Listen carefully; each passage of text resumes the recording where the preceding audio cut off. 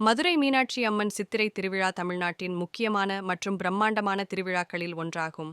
இது ஒவ்வொரு ஆண்டும் தமிழ் மாதமான சித்திரை, ஏப்ரல்-மே மாதத்தில் நடக்கிறது மற்றும் சுமார் 10 நாட்கள் வரை கொண்டாடப்படுகிறது.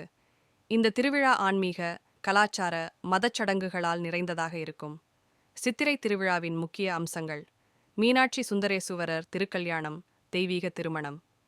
தேவி மீனாட்சி மற்றும் இரண்டாம் சுந்தரேசுவரர் ஆகியோரின் தெய்வீக திருமண நிகழ்ச்சி திருவிழாவின் முக்கிய நிகழ்வாகும்.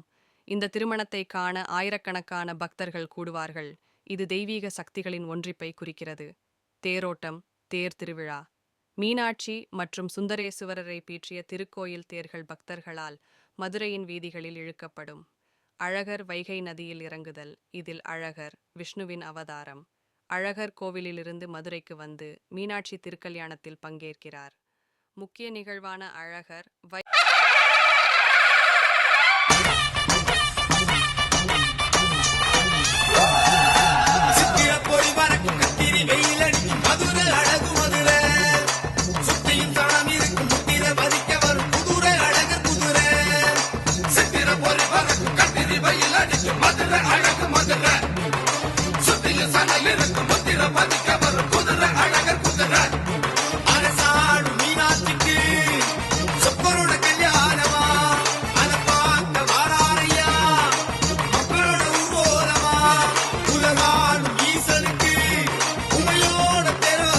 நதியில் இறங்கும் தருணம் மிக பிரபலமானது.